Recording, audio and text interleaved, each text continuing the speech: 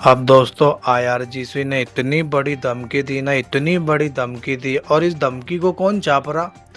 इस धमकी को टाइम्स ऑफ इसराइल, जो दुश्मन का अखबार है ना, वो अपने फ्रंट पेज पे छाप रहा।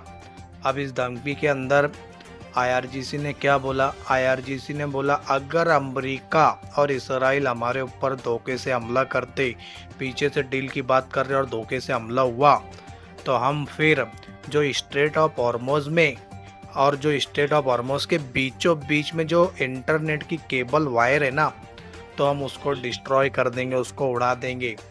समझ रहे दोस्तों? ऐसी धमकी थी। अगर वो केबल वायर कटी, जो अंडर सी ऑप्टिक फाइबर केबल्स अगर वो कटती है, तो पूरी दुनिया के अंदर इंटरनेट बंद हो सकता। दोस्तों, आप यूट्यूब देख रहे हैं, इंस्टाग्राम देख रहे हैं, फेसबुक देख रहे, और जितने भी आईटी फील्डों के लोग हैं जो इंटरनेट पर काम करते और जहां से लाखों अरबों रुपए कमाते, तो वो काम बंद हो सकता। दुनिया की अर्थव्यवस्था गिर सकती। दोस्तों, ये इतनी बड़ी धमकी है ना, जो इंटरनेट चलाता वही इस धमकी को समझ सकता। जो मोबाइल के बिना एक पल भी नहीं रह सकता, वो इस धमकी को समझ सकता भाई, कि अगर आईआरजीसी ने केबल वायर काटे तो फिर पुराने ज़माने में आना पड़ेगा सबको। जो ऑनलाइन काम चल रहा ना, वो ऑफलाइन हो जाएगा। जो काम मिनटों में होता था ना, वो घंटों में और दिन में काम होगा। इतनी खतरनाक आईआरजीसी ने धमकी दी कि हम वो जो केबल वायर है ना, जो समंदर के अंदर से गए ले, और उसका जो रास्ता है ना, वो रास्ता हमारे समंदर के अंदर से भी गुजरता, और उसकी जो बीच की वायर है ना, वो उड़ा देंगे, डिस्ट्रॉय कर देंगे। ऐसा कौन बोल रहा? आईआरजीसी बोल रहा। अब जब ऐसा होता है अगर, तो ये पूरी दुनिया के अंदर ऐसा समझ लो महंगाई बढ़ जाएंगी, और जो इंटरनेट पे काम कर रहे हैं उनकी रोजी रोटी भी चली जाएंगी, और लाखों अरबों ट्रिलियंस मिलियंस जितने भी डॉलर है ना दोस्तों, उसका नुकसान हो सकता।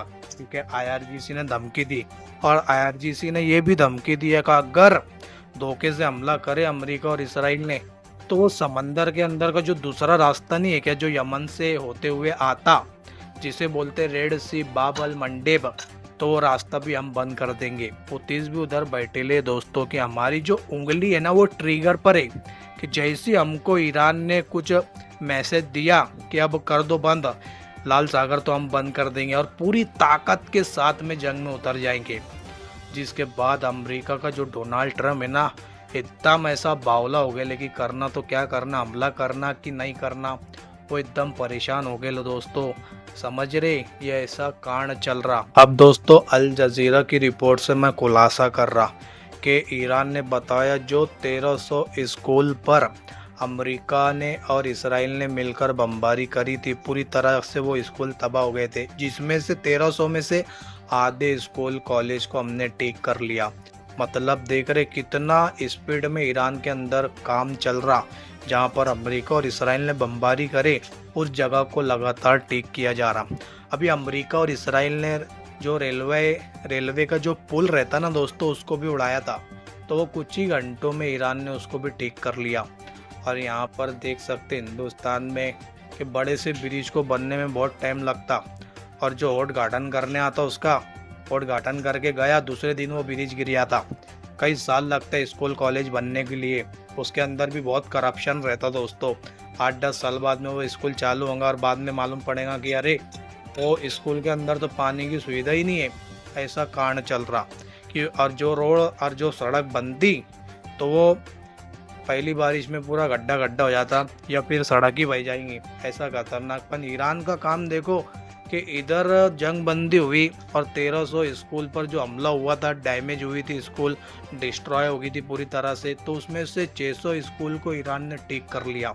ये कौन बोल रहा? अल जजीरा ने अपने न्यूज़ पोर्टल पर छापा है दोस्तों। द न्यूयॉर्क टाइम्स ने अपने न्यूज़ पोर्टल पर छापा कि ईरान अपने सस्ती मिसाइल, सस्ते ड्रोन से लड़ रहा था, और अमेरिका अपने भारी भरकम हथियार के साथ में इस जंग को लड़ रहा था। पर अमेरिका फेल हो चुका है, और अमेरिका के जितने हथियार थे वो ख़त्म हो रहे, और अमेरिका के हथियार को किस तरह से ईरान ने डिस्ट्रॉय किया, उस पर हमला किया, उसको बर्बाद किया, और अमेरिका को भारी कीमत चुकानी पड़ रही। समझ रहे दोस्तों? ये कौन बोल रहा? द न्यूयॉर्क टाइम्स अमेरिका का सबसे बड़ा अखबार अपने न्यूज़ पोर्टल पर छाप रहा। ये ईरान की रिपोर्ट नहीं है, ये फ़लस्तीन की रिपोर्ट नहीं है, ये हिंदुस्तान की गोदी मीडिया की रिपोर्ट नहीं है। ये सबसे बड़ा अमेरिका का जो अखबार है न्यूयॉर्क टाइम्स वो छाप रहा दोस्तों। वो खुद ईरान की तारीफ कर रहा कि ईरान ने इस जंग को सस्ते में लड़ा और उसके जो भंगार हथियार थे ईरान के, जैसा बोलेंगे लो क्वालिटी के जो हथियार थे, उससे अमेरिका के बड़े बड़े हथियारों को टक्कर दी और ये जंग ईरान जीत चुका है। ऐसा कौन बोल रहा? ये न्यूयॉर्क टाइम्स बोल रहा दोस्तों, क्योंकि न्यूयॉर्क टाइम्स खुलासा कर रहा कि लो क्वालिटी के जो हथियार थे ईरान के और अमेरिका के हाई क्वालिटी के हथियार उसके आगे टिक नहीं पाए और अमेरिका को भारी कीमत चुकानी पड़ी।